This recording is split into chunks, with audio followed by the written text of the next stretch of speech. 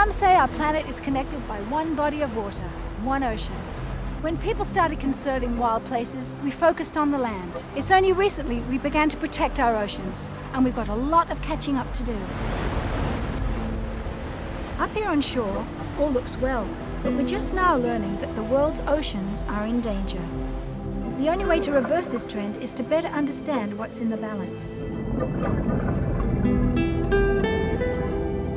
Here lies the birthplace of all living things. They're called hydrothermal vents, where tectonic plates spread apart in the Atlantic and Pacific Oceans. 1,000 fathoms beneath the sea, in utter blackness, these vents explode like submerged smokestacks, spewing the most basic of earthly elements.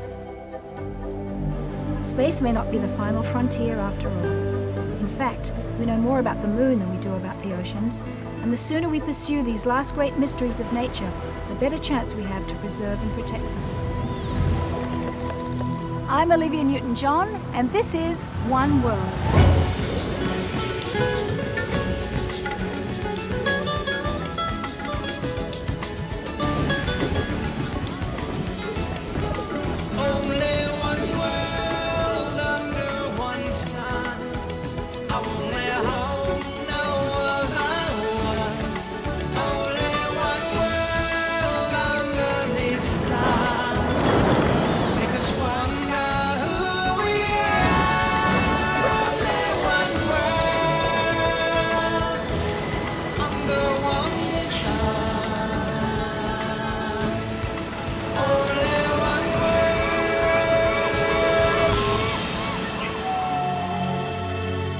Coming up on One World.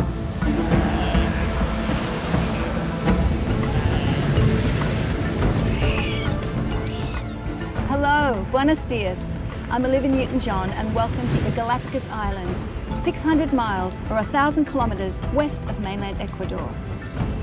Shakespeare wrote that one touch of nature makes the whole world kin, and it's with this spirit that we come to this magnificent place. It is officially known as the Archipelago de Colón. To some, the Garden of Eden, the beginning of time. Here, like nowhere else in the world, you can have a relationship where animals are fearless. They have no fear of humans whatsoever, and they have no protection against you. They have no defenses. If you make a decision about management, the next day you can almost see the impact of that decision. It's very vulnerable because it evolved in complete isolation. Man arrived here only a few hundred years ago. Changes are happening fast. We've got to preserve what's still here. This is an amazing wildlife sanctuary, an amazing ecosystem. We want to keep it that way. We'll be right back.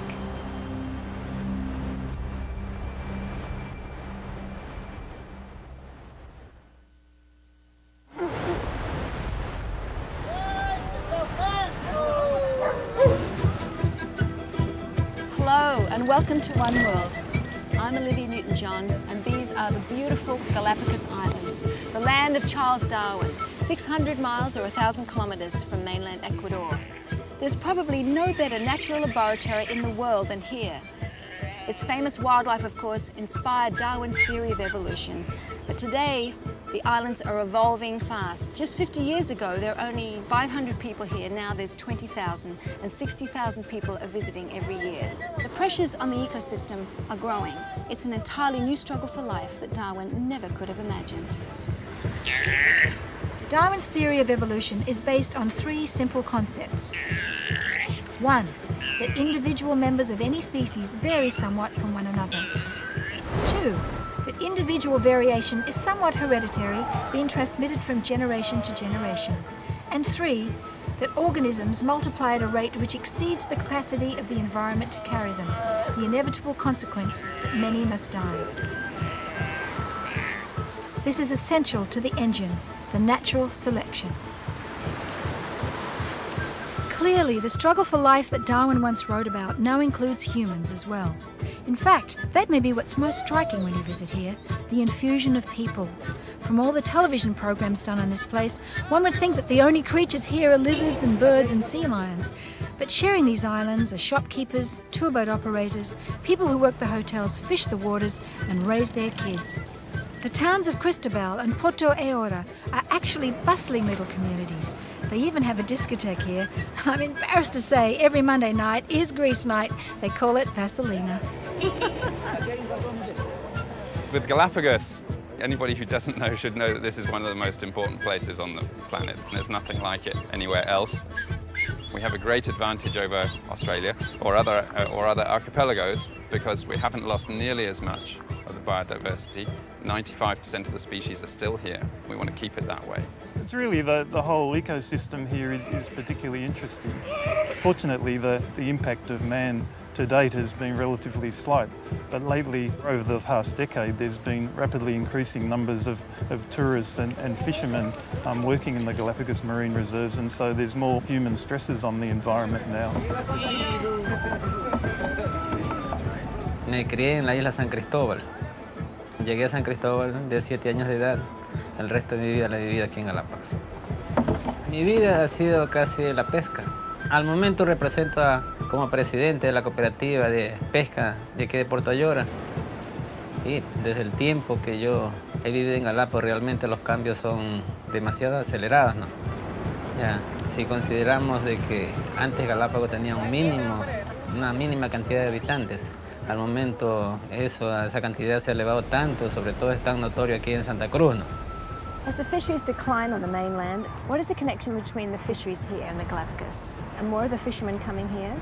We do have quite a lot of pressure from the industrial fishing companies from mainland Ecuador and worldwide. Many more fishermen are coming into here to try to use the species and the resources left here in the marine reserve.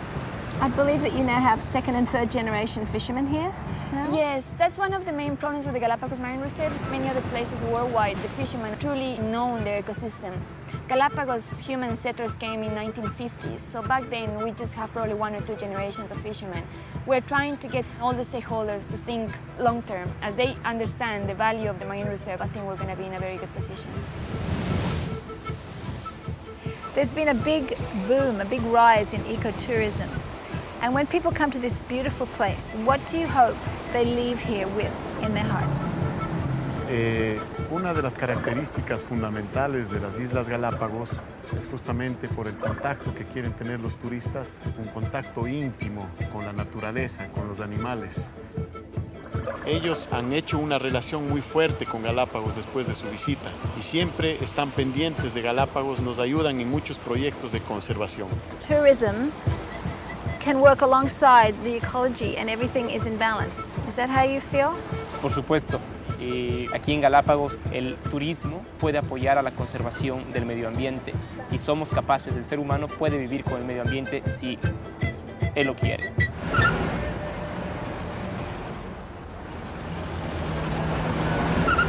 Galápagos es una excepción a nivel del Ecuador. El dinero que viene a Galápagos autofinancia todas las actividades que hay en Galápagos. The special law of Galapagos creates a special regime within Ecuador for Galapagos. So it's saying that all the normal national laws apply, but only to a certain extent. One of the things that it allowed Galapagos to do is become sustainable in terms of financing itself, using tourist revenue to directly finance the management and conservation of the islands. So what the special law does is saying for every $100 that you as a tourist coming in pays when you come in, that is divided up in accordance with the needs for management of the islands. So for the first time, tourism is actually paying for really serious management issues. Those special laws include things like immigration. So within a country, you're actually saying individuals, residents within that country now are restricted in terms of coming to live in Galapagos. So they've put a cap on how many people can come. Within a country, to suddenly set up these barriers is a major change for the way people live and what they're used to. So there is also a big educational element to this. The special law of Galapagos created the marine reserve. It created the legal framework for people being involved in decision making. We could talk about the first arrivals of animals to the Galapagos and working out how to adapt themselves. The same has happened to this community. It's an immigrant community, and we had 2 decades of decisions being made on the mainland upon the people here. All the decisions coming from on top.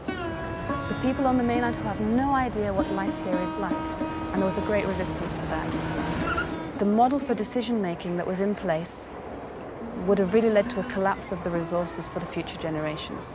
And the only way people could actually have an influence over those decisions was through aggressive political behavior. And so what we have is a 40-year model of going into the streets, throwing stones, burning tires, changing leaders to try and influence a decision. But clearly getting the community involved from the start is essential. You can't resolve natural resource management conflicts without the community being involved. What we've seen now is what it can achieve. It can achieve something incredible, creating the second largest marine reserve in the world. The Galapagos Islands are normally known as Darwin's laboratory for natural evolution. And what we're really working on here is a laboratory for social evolution.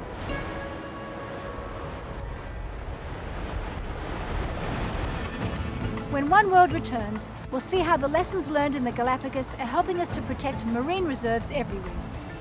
To me, Galapagos is a really fascinating place, and I think there's a lot for the world to find out about what is happening in this particular area. We'll be right back.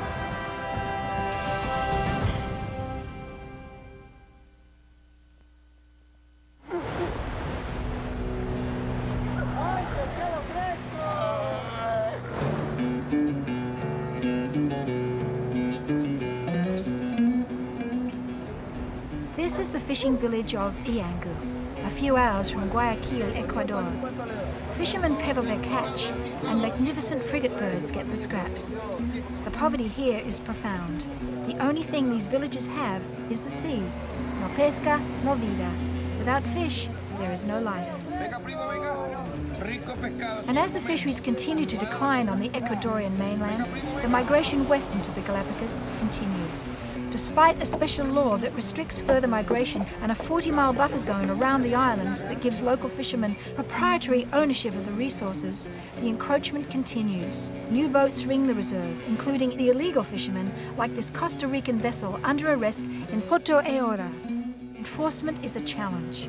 El caso de estas embarcaciones se puede decir hasta lo que pasa en estas embarcaciones está un poquito, para nosotros un poquito frustrante, ¿no?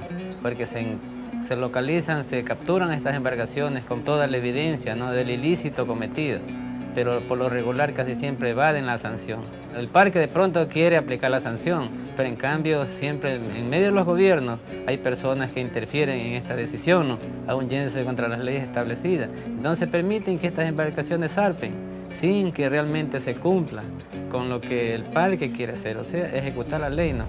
What kind of resources do you need from the government to protect the park? Empezamos por las herramientas jurídicas. Necesitamos que haya un apoyo jurídico para que se respeten las leyes que están predispuestas para Galápagos. Un apoyo judicial de parte del gobierno nacional. Es muy necesario que se cumplan las leyes como se han establecido.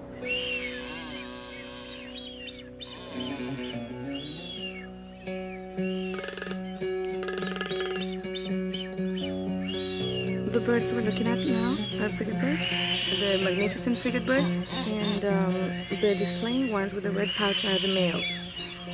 The males inflate their gular sac when they're trying to get the attention of a female. They're sitting in their nest, and when their females overflying the area, they do their courtship noises, they display, they shake their wings. They get excited and they try to call the attention of the female. If she likes them and like the place where they are sitting, she will come and join them. Both males and females share the care of the offspring. You can see some young babies, the white fluffy ones. Cuando llega un turista, el primer contacto que tienen es con el guía. El guía les dice las normas y reglas con las cuales tienen que visitar. El manejo turístico que hacemos en el Parque Nacional Galápagos, nosotros lo exportamos esta tecnología hacia otras áreas silvestres, en Latinoamérica y en el mundo. Here in Notzimmer, we also find a big colony of nesting blue-footed boobies. They are dancing and courting, females and males trying to get a couple, and they will form a family like that.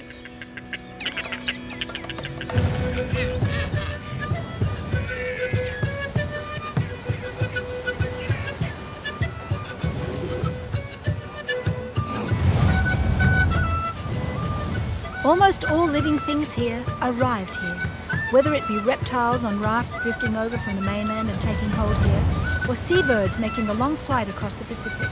The islands have always imported life. And similarly, the people of the Galapagos rely pretty heavily on what comes by sea and air. One of their lifelines is tourism, accommodating the 60,000 people who visit each year. The other part is the ocean, the marine resources. But as the Galapagos became a World Heritage Site in 1978 and then a biological marine reserve in 1996, these rich waters, in a way, now belong to all of us. The whole revelation about natural selection really was unveiled and uncovered at the Galapagos.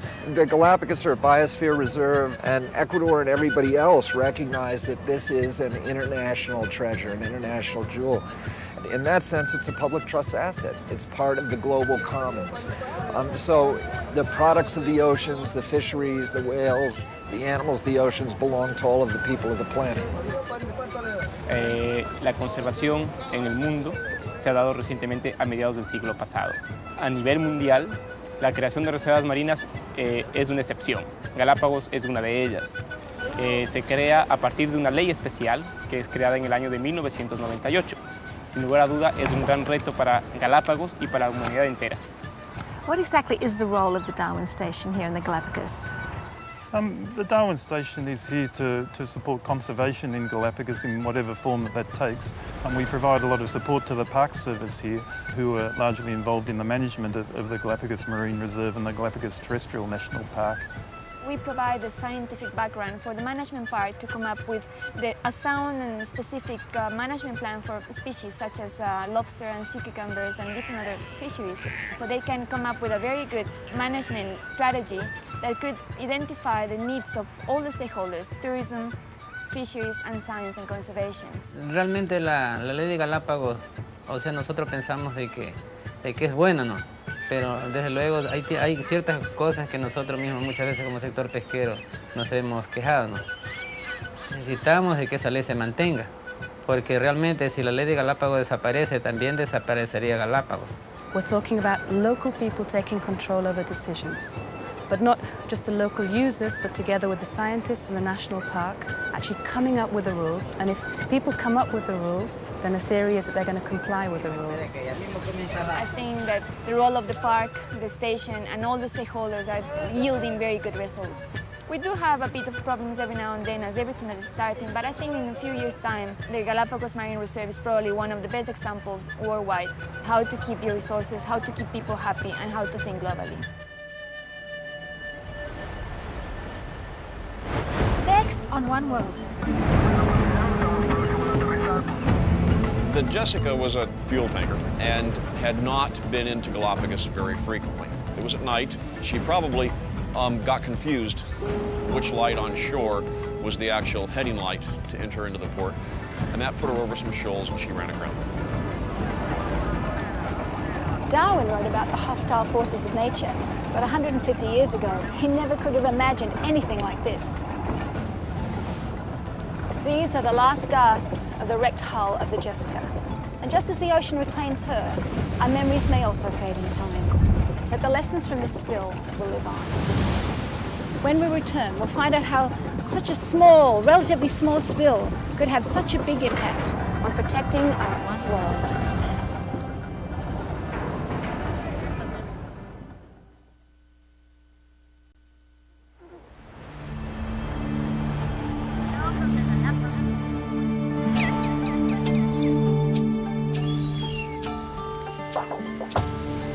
These are the Galapagos Islands, playground for pirates, watering hole for the old whalers, and a classroom for the study of all living things. Galapagos is a really fascinating place. We have an extremely high number of endangered species and possibly extinct species in Galapagos. And these are all species that are just found in the Galapagos. And it's probably unique on a world scale to have this number of endangered species in one area.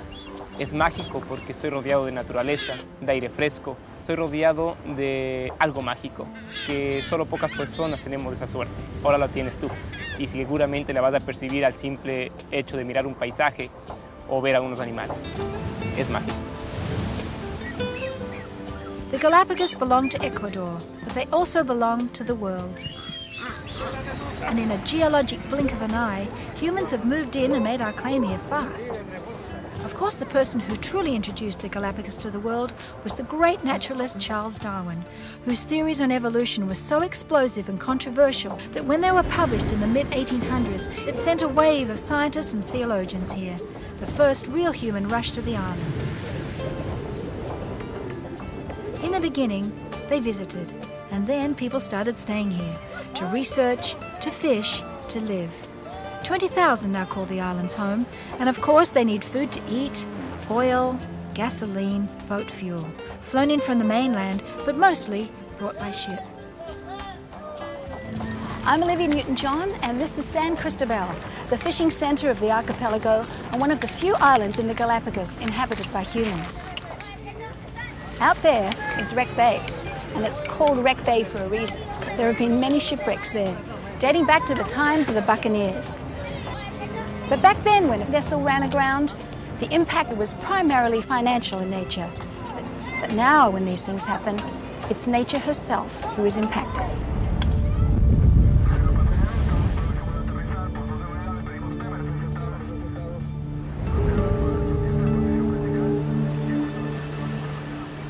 The Jessica was a fuel tanker carrying fuel for local boats and production of electricity in the Galapagos. She also had a heavier type of diesel fuel called bunker used by one vessel in the Galapagos. The Jessica, while she had carried fuel a lot in the past, had not been into Galapagos very frequently and entered into the port on the right heading, but perhaps half a mile to the west. And that put her over some shoals and she ran aground. Now, as time went on, the vessel began to list, and once salt water gets onto the deck of a carrier, that salt water can get down into the tanks and floats the oil out. In other words, oil floats on top of salt water, and that began the spill. When Darwin arrived on the Beagle, the ship was powered by wind and lighted by whale oil. When the Jessica arrived, it carried 160,000 gallons of diesel and 80,000 gallons of bunker fuel. About 170,000 of all that spilled into these pristine waters. Fortunately, the currents took the oil directly west, away from most of the coastlines. But although the environmental contamination was minimal, it was widespread. 79 sea lions were affected by the spill, but all were saved. And thanks to the quick response of researchers and individuals and organizations around the world, a real tragedy was averted.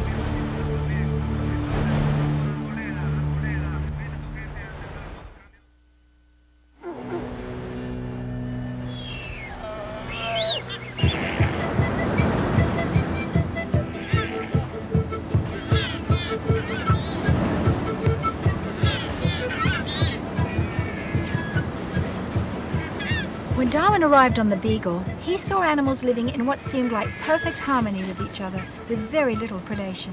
In what Jacques Cousteau would a century later call the closest thing I've ever seen to the peaceable kingdom on earth. It was truly like a Garden of Eden to young Darwin. El recuerdo de Galápagos como un mundo natural, un mundo que no ha tenido alteraciones, con una interacción correcta entre el hombre y las especies que viven aquí. Los animales son los dueños de este espacio físico que existe en esta parte del mundo. Nosotros somos los que hemos ingresado a este espacio físico. Los animales no tienen que adaptarse a nuestra forma de vida. Yo pienso que es el ser humano, el habitante de Galápagos, el que tiene que adaptarse a la forma de vida de las especies que existen aquí. Los efectos directos que se produjeron luego del derrame del buque tanque Jessica, las especies principalmente afectadas fueron los lobos marinos, que en la bahía Naufragio de San Cristóbal son muy comunes. Brown pelicans, as individuals, were at great danger from being fouled by the oil. But the populations of brown pelicans in the Galapagos are extremely high and in a very, very good state. Lava gulls, on the other hand, one of the rarest seabirds in the world, there may be as few as 400 or 500 lava gulls in all of Galapagos. That was a species that was probably a primary concern to us because there are so few of them that if you foul one, your impact on the whole population is very, very great. So the species that we feel are probably most impacted as individuals are brown pelicans, marine iguanas, and perhaps Audubon shearwaters. Now, of course, there are many other invertebrates and fish species that could also be impacted. The impacts were not spectacular. We did not see hundreds of birds covered in oil. But with the marine iguanas, what we found is that it's a very subtle level of stress, and their hormones that they produce when they react to stress were elevated where perhaps as much as 40% of the population of marine iguanas in Galapagos could die. That's not to say that 40% is going to die because of Jessica, but we've been able to identify marine iguanas as one of the species that is having these sort of hidden impacts. In other words, an animal doesn't look like there's anything wrong with it, but in fact it was impacted by the oil spill.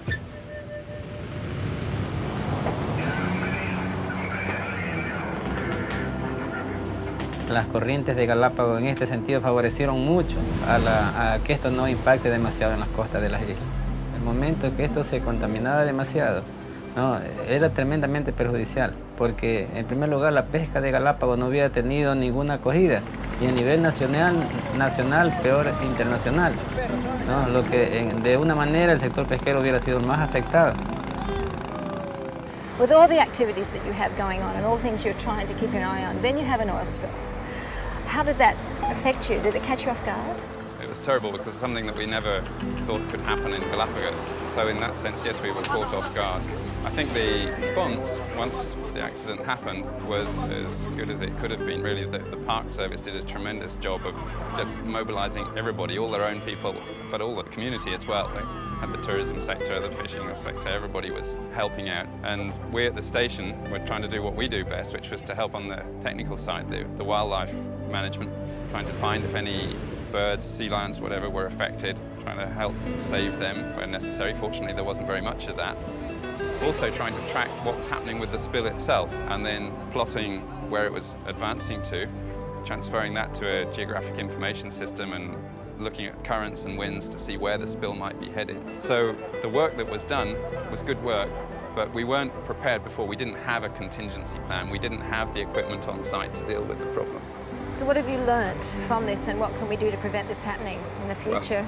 Well, yeah, lesson number one is, of course, be prepared for this again. Galapagos is now subject to much more movement of ships and airplanes and so on than before, so we need to be prepared for accidents. Efectivamente, la ley de Galápagos contempla en una parte de su ley que usualmente tiene que tomarse precauciones, pero lo que pasa es que en eso fallaron las autoridades de control. No aplicaron esa parte de la ley, y ahí está el resultado, ¿no?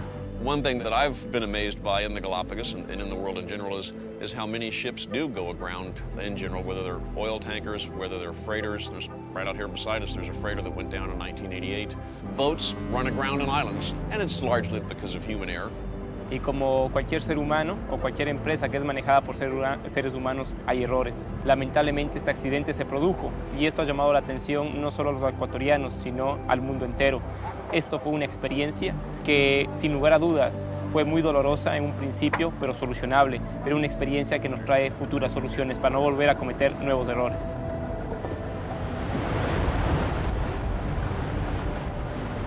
Today the Jessica is rusting away. What's left of her will become an artificial reef, a very artificial reef. This was not a catastrophic spill. We were lucky. But just the sight of a tanker run aground in these beautiful Galapagos Islands, a place many people consider to be the Garden of Eden, that was a shot across the bow, a wake-up call. For you, I'm sure this was very painful. And around the world, people were very shocked when there was an oil spill in the Galapagos. It was like, how did you feel about this? Yo me sentí muy triste cuando pasó esto, ¿no? Porque aquí los guardaparques, los que trabajamos en la oficina, ponemos, además de lo profesionales que somos, ponemos nuestro corazón en el trabajo, nuestra mística como parque, tenemos la conservación en nuestra sangre. De todas maneras, la lección que nos queda es tener siempre un plan de contingencia y tener los aparatos mínimos que se puedan necesitar para atacar directamente el problema cuando esto sucede. the air that we breathe, the atmosphere, the creatures of the ocean, the flowing waters, the fisheries, the wandering animals. Those belong to all the people. Everybody has a right to use them. Nobody has a right to use them in a way that will diminish or injure their use and enjoyment by others. The Galapagos is an international treasure, an international jewel. Nobody has the right to destroy. And it was greed, cost-cutting, short-term cost-cutting that destroyed an international resource, and that is an act of theft. They've stolen something that belongs to our children. We felt violated. We were extremely lucky with this oil spill. I mean, I don't think we could have been luckier, except perhaps for the spill not to have occurred.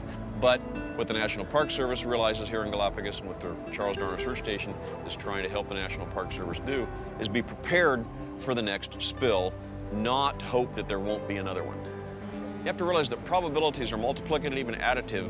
They're not single events. So if the chance of an oil spill per year is 1 in 1,000, chance of an oil spill in 2 years is 2 in 1,000. Chance of an oil spill in 3 years is 3 in 1,000. So these probabilities pile up on you. Eventually, you'll have an oil spill, as long as you're moving fuel in the ocean and you're moving it through these Gardens of Eden, as you say. The best way to protect the Gardens of Eden is not to move fuel in them. Next on One World.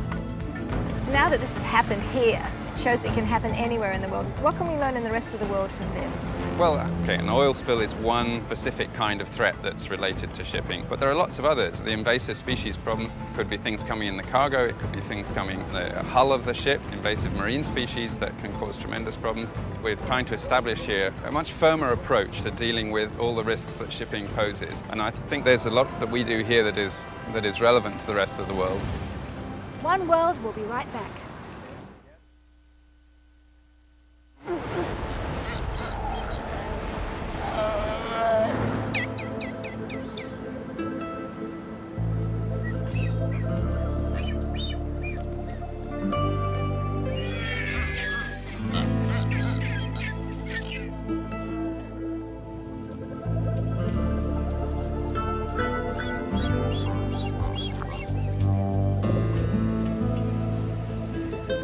A Galapagos dove.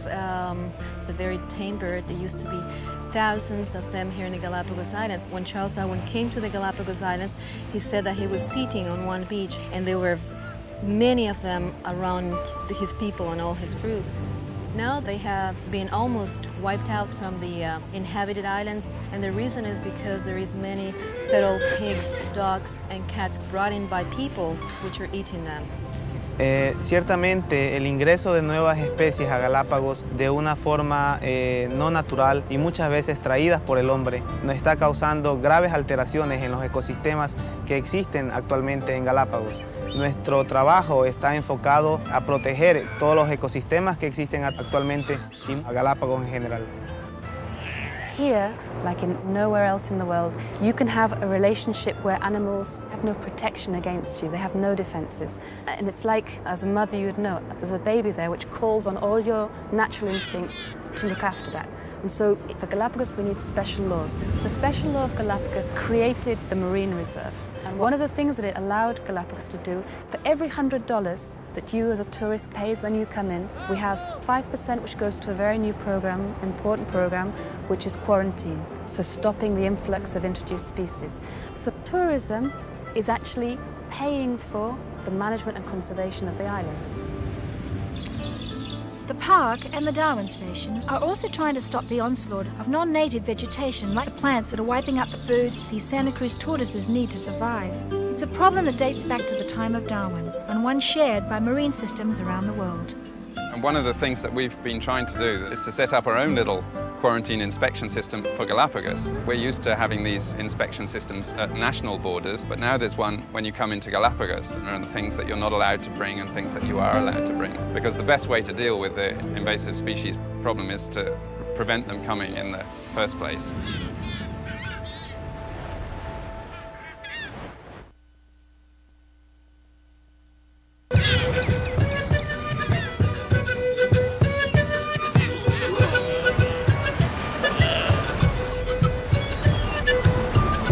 The Galapagos Islands were once known as Las Encandidas, the Enchanted Islands. not because of their beauty, but their ability to bewitch navigators. The Galapagos were once thought of as a dark, foreboding place. In fact, Herman Melville thought the island's giant tortoises were actually the damned souls of dead pirates, entombed in these massive creatures, a type of living hell. Other writers told of the evils that lurked in and around these waters. Now remember, that was hundreds of years ago. It was a different world back then. Here were these spectacular islands, a land of erupting volcanoes, ruled by reptiles, seemingly habitable by people. And yet when the first explorers arrived here, they found no humans. And they thought to themselves, well, if man can't live here, and these islands are ruled by reptiles, well, they must be evil. Certainly it didn't help that the first regulars here were pirates and buccaneers like William Dampier, who used the islands as a staging area for their ruthless raids on the mainland. The Galapagos became, in the eyes of the world, a portal for both lost ships and lost souls, certainly a place to avoid. And it stayed that way for hundreds of years. But then, in 1835, the groundwork was laid for an entirely new perception of these islands, and for that matter, our world.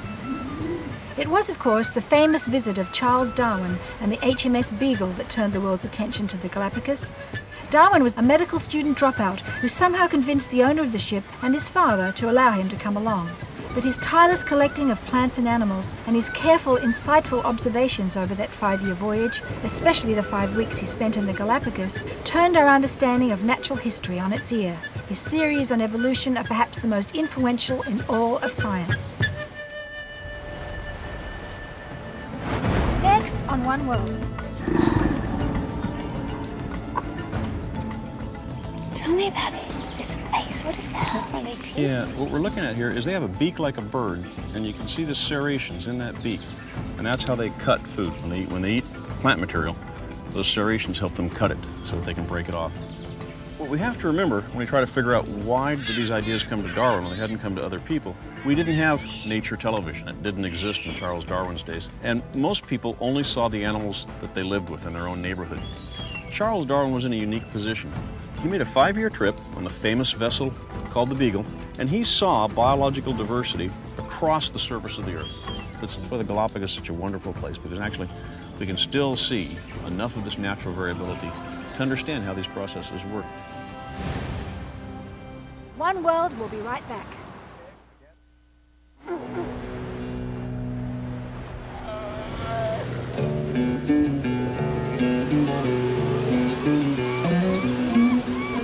Darwin spent 5 years as a naturalist aboard the Beagle, 1831 to 1836. It was another 23 years before he turned these observations into his classic on the origin of species. Up until that time, it was generally believed that each species of plant and animal had independent ancestry since creation, rather than sharing common ancestry as we know today. To the established religious order, Darwin was unleashing the hounds. This young man, who actually had a degree in divinity, began to see profound variations in everything on this one world. All the creatures God created, he seemed to recreate over and over again. Living things evolved. Basically, all this can be extrapolated to mean, if it took God 6 days to do the job, then he spent every day since tweaking. And each time he's made things more adapted to the ever-changing environment, better suited to find food, to avoid being food, and to make babies.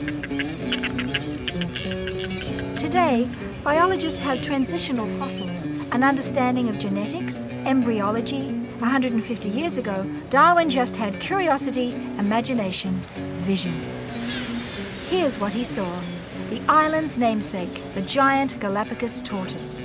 As big as anyone can imagine, living to be 100, 150, maybe more. No one really knew how old, they just knew that Los Galapagos were there before they were.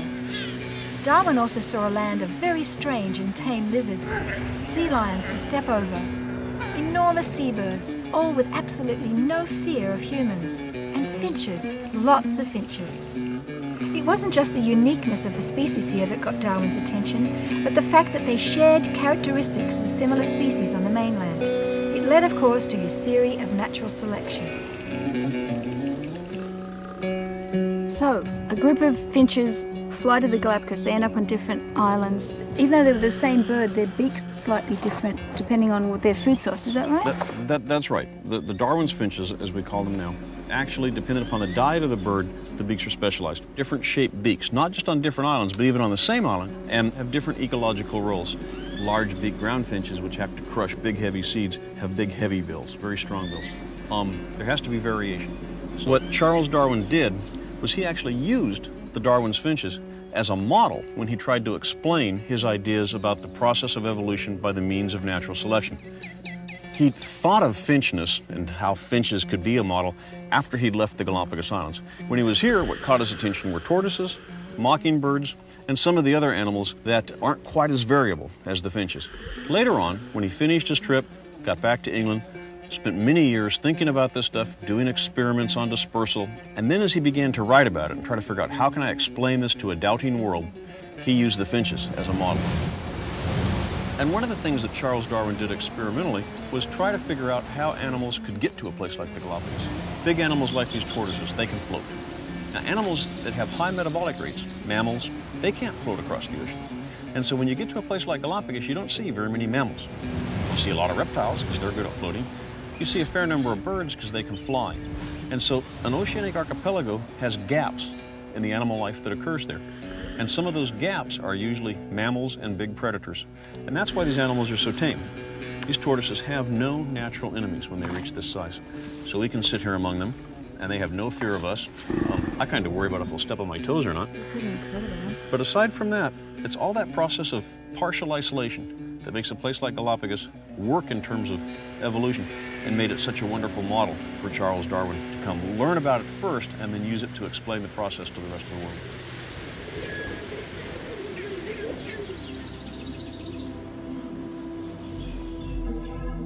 This process of natural selection can happen quick enough that people can measure. Peter Grant has measured natural selection in finches many, many times. Other workers have measured the process of natural selection in lizards. The famous example of the moths in England that began to change color based on the preponderance of industrial pollutants, and they became blacker. So natural selection can happen very fast. So when there's a variable environment and there's a variable organism within that, can be a plant, can be an animal, whatever it is, some of those individuals are going to be better at getting food and better at reproducing than others. They're going to produce more offspring. So the next generation will have more of that variation. And then as time goes on, actually create a species. That's actually been done in the laboratory. It's been done in the laboratory with some species of fruit flies by a guy named Bill Rice. So natural selection can happen very fast. I'm noticing that these tortoises in here are all a little different. What is it about them? There's two basic shell shapes. One that we call domes, those are curved, rounded. That's what most tortoises look like. And some that are saddlebacks. The saddlebacks have a very high front to the shell. Now that high front to the shell allows a small tortoise to have great vertical reach. The tortoises can reach higher up and get food when the environment gets dry. And it turns out that probably the primary moving force in evolution in the Galapagos, or natural selection in the Galapagos, probably has to do with dry, stressful periods for food. Most of these species of animals have got something special that they can do that helps them get through very, very long periods of low availability of food, tremendously low availability of water. These tortoises can starve for a year and survive without any external source of food. It's just amazing. What about water? Water, again, they can store water for a long, long time. And one of the guys that works at the research station, a man named Cruz Marquez, has found some of these Galapagos tortoises, at the end of a dry period, a tortoise might weigh 300 pounds. You give it 6 months of rain, and that tortoise can weigh 400 pounds. It can gain 100 pounds of water and store that in its tissues and in its body, and then use that stored water to live for a long, long time. Natural selection as the primary means of biological evolution is simply not an issue anymore. I mean, it's not a theory, it's not in doubt, it's a fact. These days, Darwinians and creationists seem to get along just fine. And yes, most folks agree that you can still believe in evolution and not be sent to hell. Or even be turned into a tortoise.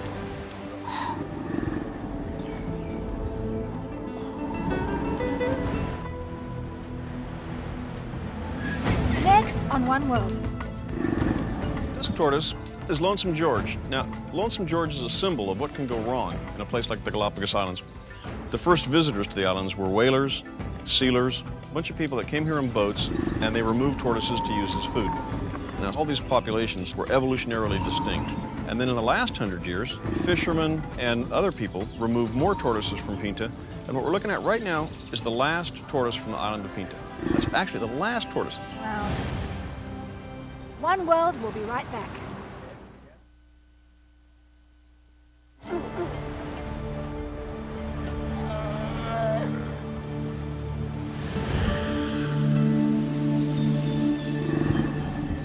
These are the giant Galapagos tortoises, and they can live to be 100, maybe 150 years old.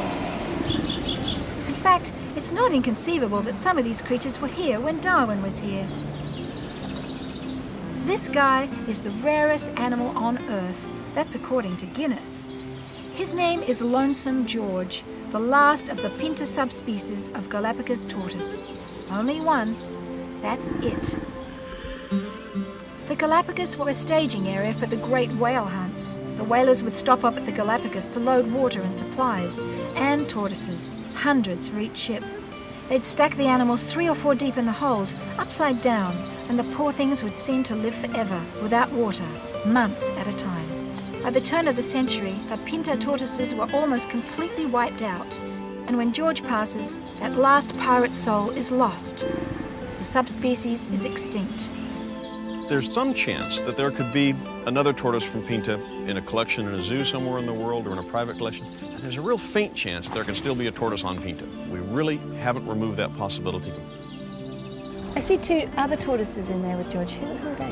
Those are 2 females from a population that is morphologically very similar to the tortoises from Pinta. If we can find a female, mate Lonesome George to that female, then we can actually restore the tortoises from Pinta. Some people feel that George is sexually dysfunctional, and that, we need to somehow or other have a program to train George into being a sexually functional tortoise.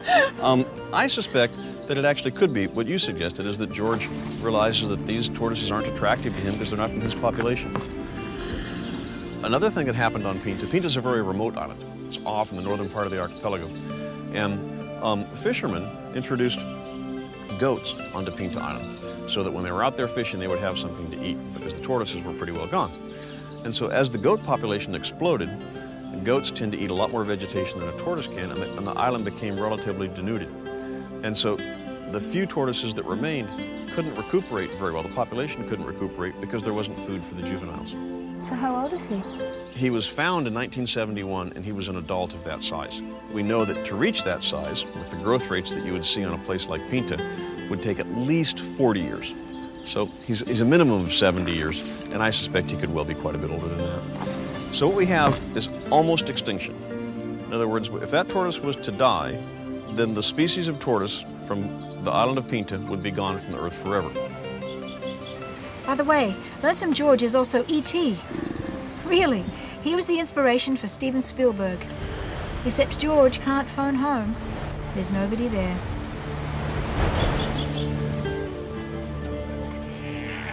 It's right behind, it's unbelievable. And then I looked up and saw like 6 iguanas and the mockingbird. No, it's really cool though, because they live like in harmony together, how we should be. Having had the privilege to visit these beautiful, incredible Galapagos Islands, I totally understand how Darwin must have felt. The fearlessness of the animals here, the trust they show in us, a trust we don't always deserve. That trust has instilled in the people of the Galapagos a commitment, a responsibility to preserve this fragile eco-haven. Darwin's careful observations have helped shape our understanding of the natural world. It's now up to us to work together, be better stewards, be even more careful in how we observe and preserve our planet. It is, after all, our only world. I'm Olivia Newton-John.